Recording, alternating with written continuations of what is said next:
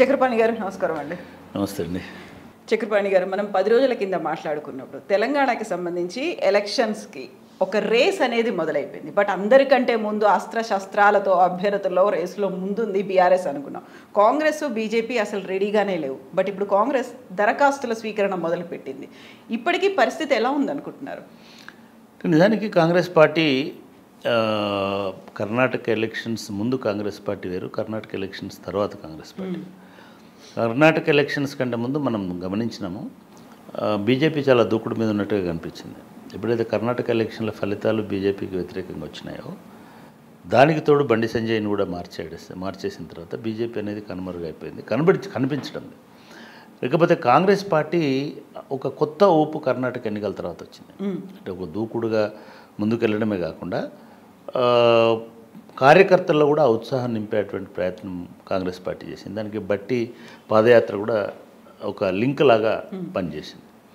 అదేవిధంగా మీరు గమనించినట్టయితే ఈ మధ్యకాలంలో కోమటిరెడ్డి వెంకటరెడ్డి, అదేవిధంగా ఉత్తమ్ కుమార్ రెడ్డి, రేవంత్ రెడ్డి, వీళ్ళందరూ ఒక ఉమ్మడిగా కలిసి పనిచేస్తున్నట్టుగా మనకు కనబడుతుంది. కాంగ్రెస్ పార్టీలో ఒక కొత్త ఐక్యత అనేటువంటిది కనబడుతుంది, కొంత సీరియస్నెస్ కూడా కనబడుతుంది. ఒక వారం రోజుల నుంచి ఢిల్లీలో జరుగుతున్నటువంటి పరిణామాలు కానీ, లేదా ఇప్పుడు వాళ్ళు బీఆర్ఎస్ లిస్ట్ అనౌన్స్ చేస్తారనేటువంటి లోపే వీళ్ళు అప్లికేషన్ తీసుకునేటువంటి ప్రాసెస్ని చాలామందికి చాలా ఆశ్చర్యం కలుగుతుంది. ఏంటంటే ఎలక్షన్లో పోటీ చేయడానికి పార్టీలు అప్లికేషన్ అడుగుతాయా అనేటువంటి ఇది కూడా అడుగుతున్నారు. దాన్ని కాంగ్రెస్ పార్టీ కర్ణాటకలో అదే పద్ధతిలో తీసుకుంది. ఎవరైనా సరే అప్లికేషన్ పెట్టుకోవాలి, దానికి ఏదో 50,000 రూపాయల ఫీజు కూడా పెట్టినట్టు. ఒక వారం 10 రోజులు ఎస్సీ ఎస్టీలకి అంటే సరే అది ఏదో కేవలం ఫిల్టర్ చేయడానికి లేదా ఒక ప్రొసీజర్ ఎవాల్వ్ చేసుకోవడానికి ఎవరెవరు ఆసక్తి ఉన్నారు వాళ్ళకు ఉన్నటువంటి ఆ అప్లికేషన్ కూడా ఈసారి చాలా పెద్ద అప్లికేషన్ చేసినట్టున్నారు. గతంలో కూడా నేను ఒకరిద్దరు కాంగ్రెస్ నాయకులను అడిగాను, నిజంగానే ఇది కొత్తగా గతంలో ఉందా అంటే ఉంది, మేము ఎన్నికల్లో పోటీ చేసినప్పుడు కూడా ఇట్లాంటి ఫీజు కట్టి అప్లికేషన్ ఏదో ఇచ్చినాం, కానీ ఇంత ఫీజు లేదు అప్పుడు అనేది ఒకటి, ఇంత ఎలాబొరేటివ్ అప్లికేషన్ కూడా లేదు. కాంగ్రెస్ పార్టీ ఒక 2-3 ఎలక్షన్లో, గతంలో మధ్యప్రదేశ్ ఎలక్షన్లో, ఛత్తీస్గఢ్లో ముఖ్యంగా, అదేవిధంగా కర్ణాటకలో ఈ ఎలక్షన్స్ టైంలో ఇట్లాంటి ప్రయోగం చేసింది. కొంత చేయడము, కొంత ఫీజు దానికి పెట్టడము, అదేవిధంగా క్యాండిడేట్స్ నుంచి అఫిడవిట్స్ తీసుకోవడము. అఫిడవిట్స్ అంటే ఒక ప్రమాణ పత్రం లాగా దానికి ప్రతిజ్ఞ ప్లేట్ చేయించడము, పార్టీకి వ్యతిరేకంగా పనిచేయము, లేకపోతే ఇంకొకటి చేయము, టికెట్స్ ఇచ్చినా ఇవ్వకపోయినా కూడా పార్టీ కోసం పనిచేస్తాం అంటే అదేం బైండింగ్ కాదు. అట్లా అని కూడా పోటీ చేసే వాళ్ళు ఉన్నారు, అట్లా అని కూడా వ్యతిరేకించే వాళ్ళు ఉన్నారు, అట్లా అని కూడా రాజీనామా చేసి దానికేమీ లీగల్ బైండింగ్ ఉండదు. కానీ ఒక రకమైనటువంటి ఒక డెమోక్రటిక్ అప్రోచ్ని, ఒక క్రమశిక్షణని, ఒక ప్రొసీజర్ని ఎవాల్వ్ చేయడం కోసం, అదేవిధంగా కొంత ఈ సెగ్రిగేట్ చేసుకోవడానికి ఏ కాన్స్టిట్యున్సీలో ఎంతమంది వచ్చారు, ఎవరు వచ్చారు అనేది చేసుకోవడానికి దాన్ని బేస్ చేసుకొని వాళ్ళు ఆల్రెడీ కాంగ్రెస్ పార్టీ కూడా చాలా సీరియస్గా సర్వేస్ చేయిస్తున్నారు. అంటే ఒక బీఆర్ఎస్ఏ కాదు, కాంగ్రెస్ కూడా బ్యాక్ ఎండ్లో బ్యాక్గ్రౌండ్లో చాలా రకాలైనటువంటి టీమ్స్ని పెడుతుంది. సేమ్ సునీల్ కొనుగోలే ఇక్కడ చాలా సంబంధించిన కర్ణాటకలో ఎవరైతే వ్యూహం చేసినారో ఆయనే ఇక్కడ కూడా పనిచేస్తున్నాడు. వాళ్ళు ఎవ్రీ కాన్స్టిట్యున్సీలో క్యాండిడేట్ మీద మిగతా దాని మీద చేస్తున్నారు. బహుశా ఈ అప్లికేషన్స్ తీసుకున్న తర్వాత ఈ అప్లికేషన్లో ఉన్న వాళ్ళకి ఎవరెవరికి ఎటువంటి బలాబలాలు ఉన్నాయనేటువంటిది ఒక నిర్ధారణకు వచ్చేసి బహుశా దాని మీద కూడా ఒక సర్వే రిపోర్ట్ తీసుకొని చేసేటువంటి అవకాశం కనబడుతుంది. ఎందుకంటే ఇటీవల వాళ్ళు పోటీ చేసిన ప్రతి ఎన్నికల్లో కూడా చాలామంది ముఖ్యమంత్రుల పిల్లలకి లేదా చాలామంది గతంలో మంత్రులుగా పనిచేసిన వాళ్ళకి కూడా టికెట్లు ఇవ్వకుండా పక్కన పెట్టిన సందర్భం ఉంది. మనకు కర్ణాటకలో చాలామందిని అట్లా పక్కన పెట్టినారు, మంత్రులను కూడా పక్కన పెట్టినారు. ఆ మంత్రులు మళ్ళీ బీజేపీలోకి పోయినారు, అక్కడ కూడా పోటీ చేసినారు. ఇవన్నీ జరుగుతూ ఉంటాయి. బహుశా అటువంటి కసరత్తు ప్రారంభమైంది. 2 రోజుల నుంచి అప్లికేషన్లు కూడా ఇస్తున్నారు, అప్లై చేస్తున్నారు. నేను అనుకోవడం ఒక్కో కాన్స్టిట్యున్సీకి కనీసం 20-30 అప్లికేషన్స్ వచ్చేటువంటి అవకాశం ఉంటుంది. అట్లా ఒక 5-6 కోట్ల రూపాయలు కనీసం కాంగ్రెస్ పార్టీకి ఫండ్గా కూడా ఉపయోగపడుతుంది. అంటే దానికోసమే చేయట్లేదు వాళ్ళు, డెఫినెట్గా ఒక ప్రొసీజర్ని ఎవాల్వ్ చేయాలనేటువంటి ఉద్దేశంతో చేస్తుండొచ్చు. బట్ ఎట్లాగైతే ఇప్పుడు మనము వేలంపాటలో అప్లికేషన్కి 2 లక్షలు కట్టాలి, 5 లక్షలు కట్టాలి, 10 లక్షలు కట్టాలి అనుకున్నారో ఇది వైన్ షాప్లో వేలానికి, అట్లనే క్యాండిడేట్స్ కూడా ఒక్కొక్క అప్లికేషన్కి ఎంత కట్టాలి, బహుశా వాళ్ళు ఏదో పెట్టినట్టున్నారు ఒకటే స్థానానికి అప్లై చేయాలి, ఒకటే స్థానానికి అప్లై చేయాలి, ఒకటే చోట కట్టాలి. కానీ కొన్ని స్థానాలకి 10 మంది కంటే ఎక్కువ అప్లికేషన్లు కూడా వచ్చే అవకాశం ఉంది. 20 మంది 50,000 కదా పోయేది. ఇవాళ రేపు ఎలక్షన్లలో 5 కోట్లు 6 కోట్లు ఖర్చు పెట్ట అంటే మినిమం ఇదవుతున్నటువంటి చోట 50 కోట్లు ఖర్చు పెట్టడానికి సిద్ధంగా ఉన్న చోట పెద్ద ఇష్యూ కాకపోవచ్చు. బహుశా దీంతో వాళ్ళు ఒక ప్రాథమికమైనటువంటి కసరత్తు చేస్తున్నట్టుగా అన్నమాట. రెండవది కాంగ్రెస్ పార్టీ ఎన్నికలకు సంబంధించినటువంటి ఒక కమిటీని, ఈ స్క్రూటినీ కమిటీని కూడా వాళ్ళు వేసినట్టున్నారు. అంటే ఇప్పుడు ఈ అప్లికేషన్స్ అన్నింటినీ స్క్రూటినైజ్ చేయడంతో పాటు ఈసారి మునుపట్లాగా గతంలో రాజశేఖర రెడ్డి గారు ముఖ్యమంత్రిగా ఉన్నప్పుడు అది కేశవరావు గారు ఉన్నా లేదా ఎం సత్యనారాయణరావు గారు ఉన్నా డి శ్రీనివాస్ గారు ఉన్నా జస్ట్ రాజశేఖర రెడ్డి మాటనే చెల్లుబాటు అయింది. పిసిసి ప్రెసిడెంట్లు కేవలము కాసారి ఒకరికి ఇవ్వండి, ఇద్దరికి ఇవ్వండి అని రికమెండ్ చేసుకోవడమే తప్ప అంతకుమించి ఏం జరిగేటువంటిది కాదు. ముఖ్యమంత్రి అభ్యర్థి ఎవరో మొదటి ఎలక్షన్ కొంత సెంట్రల్ ఎలక్షన్ కమిషన్ అవన్నీ చూసినప్పటికీ రెండో ఎలక్షన్కి రాజశేఖర రెడ్డి గారు స్వయంగా తను ఎవరికి ఇవ్వాలో వాళ్ళకి ఇచ్చుకున్నాడు, ఎవరిని గెలిపించుకోవాలో వాళ్ళని గెలిపించుకున్నాడు. ఇవాళ కాంగ్రెస్ పార్టీలో ఆ పరిస్థితి లేదు. ఇవాళ కాంగ్రెస్ పార్టీలో ఒక టీమ్ ఆఫ్ పీపుల్ని వాళ్ళు ఎంపిక చేసుకున్నారు. అది కొద్దిగా వివాదాస్పదం అవుతున్నది. అది కొద్దిగా పిసిసి అధ్యక్షుడికి కళ్ళెం వేసినట్టుగా కూడా ఉన్నది.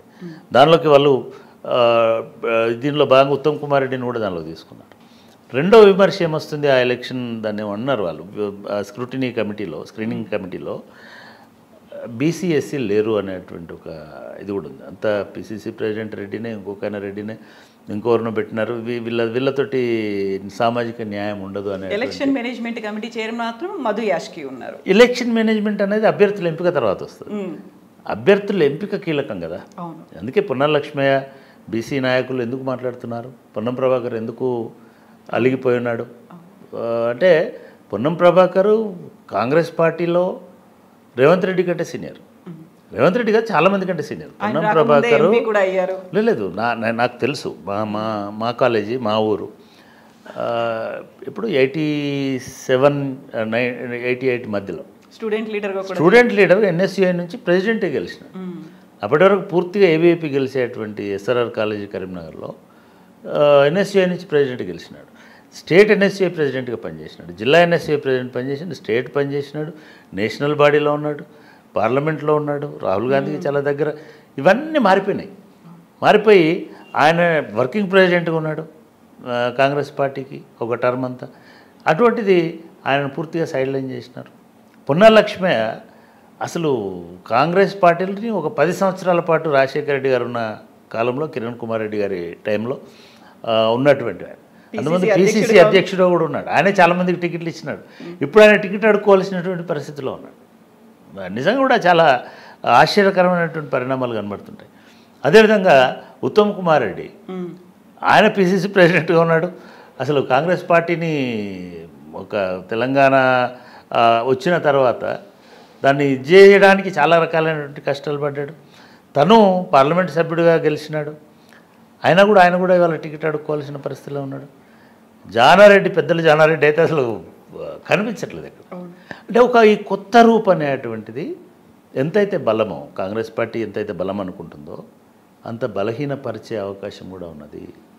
మీరు ఒకటి గమనించండి, ఇప్పటికి కూడా కాంగ్రెస్ పార్టీలో జగ్గారెడ్డి గారు, సంగారెడ్డి ఎమ్మెల్యే, వారు టీఆర్ఎస్తో టచ్లో ఉన్నారు, టీఆర్ఎస్లోకి వెళ్తారు అనే డేట్ కూడా చెప్తున్నారు. ఫలానా డేట్లు. ఆశ్చర్యపోవాల్సిన అవసరం లేదు. జానారెడ్డి గారు మీద కూడా ఎటువంటి రూమర్స్ వచ్చినాయి. ఇదంతా ఎందుకండి, ఉత్తమ్ కుమార్ రెడ్డి వెళ్తున్నాడని రేవంత్ వర్గం ప్రచారం చేసిందనే వార్తలు వచ్చినాయి. ఉత్తమ్ కుమార్ రెడ్డి స్వయంగా నా మీద నిఘా పెట్టినాడు రేవంత్ రెడ్డి, ఐటీ సెక్షన్ నుంచే, సెల్ నుంచే, సోషల్ మీడియా వార్ రూమ్ నుంచే ఇవన్నీ లీక్లు అవుతున్నాయి అని చెప్పినాడు. రేవంత్ రెడ్డిని వ్యతిరేకించినందుకు ఆయన తీసుకుపోయి ఆ కమిటీలో వేసినారు. మీరు గమనించండి, కోమటిరెడ్డి వెంకటరెడ్డి ఏ క్షణం వెళ్ళిపోతాడో బీజేపీలోకి అని చెప్పినటువంటి వెంకటరెడ్డి ఒక 3 నెలల్లో 4 సార్లు ప్రధానమంత్రిని కలవగలిగింది. అదేవిధంగా అమిత్ షాని కలిసినట్టు 2 సార్లు ప్రధానమంత్రిని ప్రత్యక్షంగా కలిసినటువంటి వెంకటరెడ్డి ఇవాళ కాంగ్రెస్ పార్టీలో కీలకంగా నేనే అనేటువంటి మాట చెప్తున్నాడు. మాట చెప్పడమే కాదు, బీసీలకు ఇచ్చి తీరుతాం 2 సీట్లు అంటున్నాడు. ప్రతి కాన్స్టిట్యున్సీకి ప్రతి పార్లమెంట్ స్థానంలో 2 సీట్లు బీసీలకు ఇస్తామని చెప్తున్నాడు. బీసీలు లేకుంటే ఎస్సీలు లేకుంటే పార్టీ నడవదని చెప్తున్నాడు. అంటే కాంగ్రెస్ పార్టీలో ఒక నైజం ఏముంటుందంటే నేను కాకపోతే ఇంకెవరో కాకూడదు అనేటువంటి ఒక ధోరణి ఉంటుంది. ఇవన్నీ సర్ఫేస్ అవుతుంటాయి. ఇంకొక పక్కన కాంగ్రెస్ పార్టీ ఏ మాట కామాట చెప్పుకోవాలి, జాతీయ స్థాయిలో ఒక బలమైనటువంటి వ్యూహ రచనతోటి ముందుకు వస్తున్నది. అది కర్ణాటక కావచ్చు. ఈ మధ్యలో వచ్చినటువంటి సర్వేలలో రాహుల్ గాంధీ ఒకప్పుడు 2% మాత్రమే ప్రిఫరబుల్ లీడర్ ఒక 10 ఏళ్ల కింద, కానీ వాళ్ళ 40%, 48% ప్రిఫరబుల్ లీడర్గా ఎమర్జ్ అవుతున్నాడు.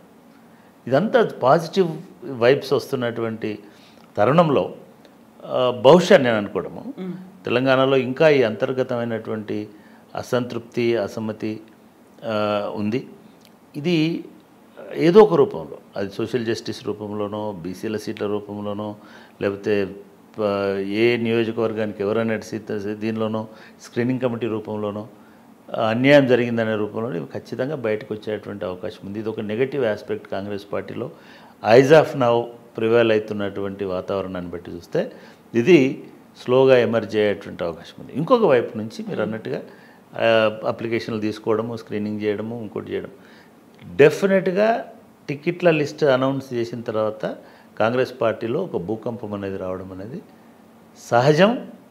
అది ఖచ్చితంగా జరిగి తీరుతుందని అనుకుంటున్నాను. సో ఎవ్రీ ఇయర్ వచ్చినట్టుగా, ఎవ్రీ ఎలక్షన్ వచ్చినట్టుగా అంటే ఇవన్నీ జరుగుతున్నాయి సంకేతాలు ఇవి. రేవంత్ రెడ్డి కూడా చాలా సంయమనంతో ఉంటున్నాడు. ఇది కూడా కనబడుతున్నప్పటికీ కూడా బయటి విషయాల పట్ల కాంగ్రెస్ పార్టీ లీడర్ల మీద ఒక్క మాట కూడా మాట్లాడతలేడు.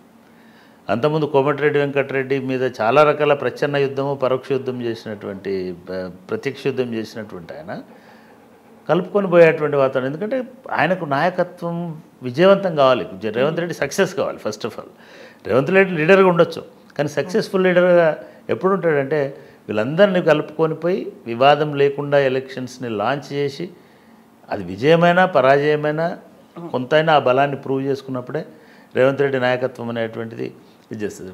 సమస్య ఏమవుతుందంటే రేవంత్ రెడ్డికి బయటి శత్రువుల కంటే, అంటే ప్రతిపక్ష అదర్ పార్టీస్ కంటే విత్ ఇన్ ది పార్టీనే ఎక్కువ మంది వ్యతిరేకులు ఉన్నారు కాబట్టి, లేదా ఎక్కువ మంది ఆయనని నీరుగార్చేటోళ్ళు ఉన్నారు కాబట్టి, ఎక్కువ మంది ఆయనని డైవర్ట్ చేసేటోళ్ళు ఉన్నారు కాబట్టి అక్కడ సమస్య అవుతున్నారు.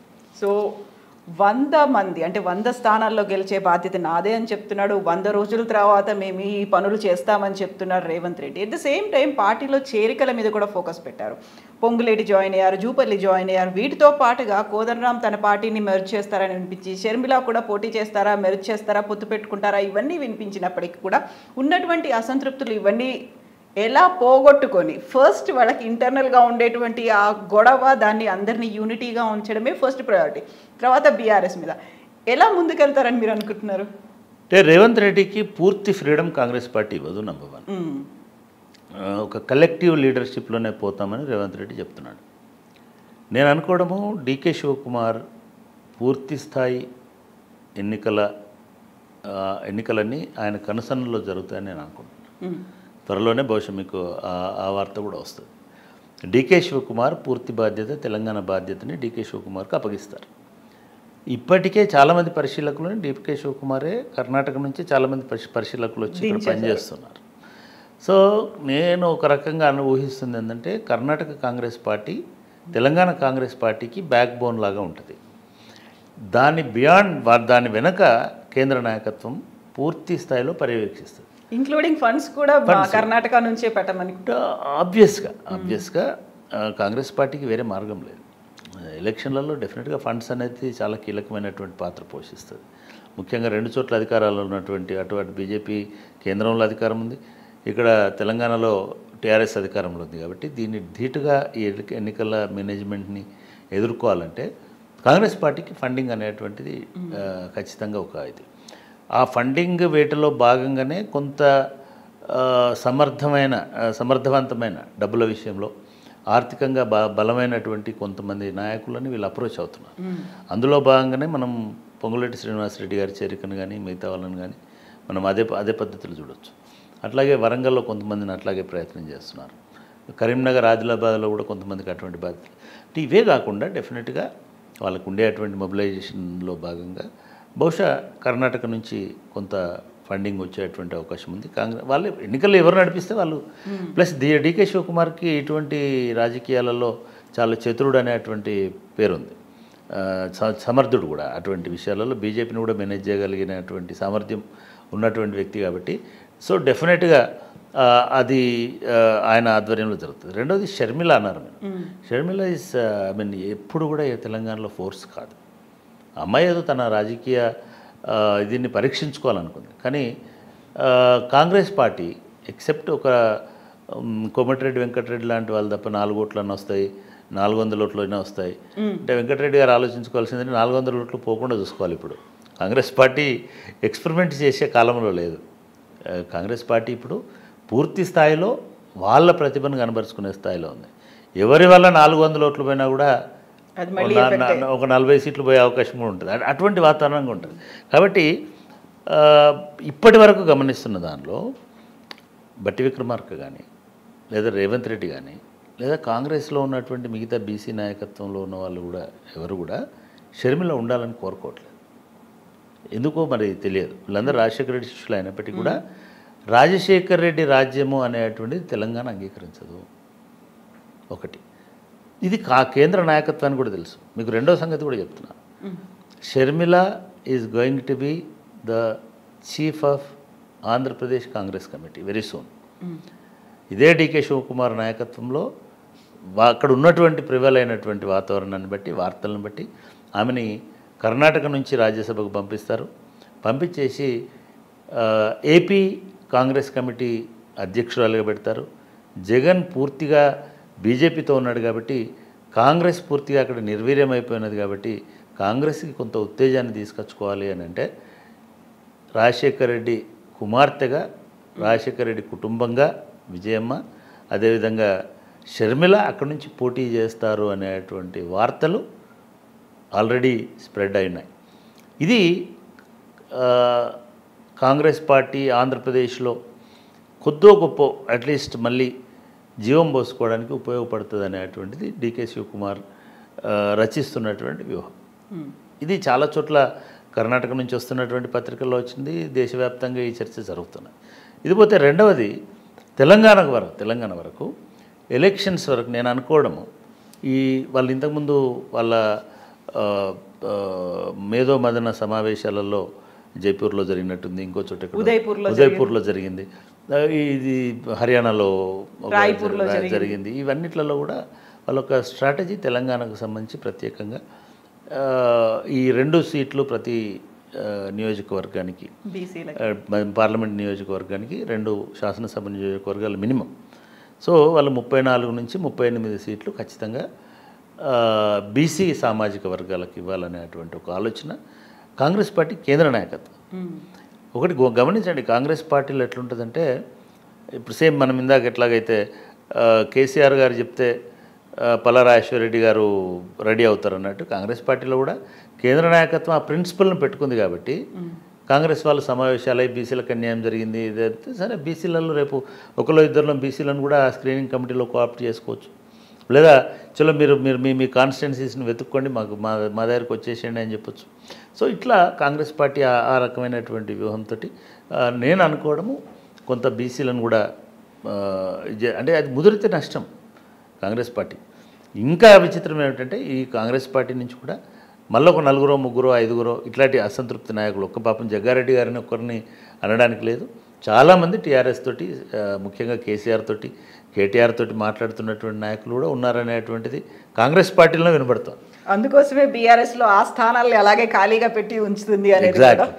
రేపటి లిస్ట్ కనుక తొలి లిస్ట్ కనుక మీకు వస్తే ఏ లిస్టులో ఎవరు కాంగ్రెస్ నుంచి వస్తారు, ఎవరు బీజేపీ నుంచి వస్తారని చెప్పడానికి కూడా ఆస్కారం ఉంటుంది. ఎందుకంటే ఆల్రెడీ చాలామంది సీనియర్ లీడర్స్ ఇవాళ ఎందుకండి మనకి విత్ ఇన్ ది బీజేపీలో ఉన్న జాతీయ నాయకులే కేసీఆర్ చాలా బాగా చేస్తున్నాడు, అద్భుతమైన పథకాలు పెడుతున్నాడు, సంక్షేమంలో ఆయన ఎవరు బీట్ చేయలేరు, లేదా అభివృద్ధిలో ఎవరు పోటీ పడలేరు అనే మాట చెప్తున్నారు.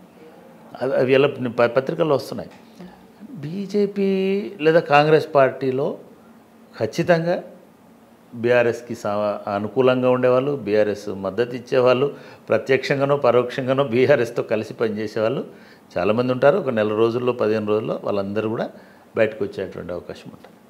ఎస్ అండి, thank you so much. Thank you.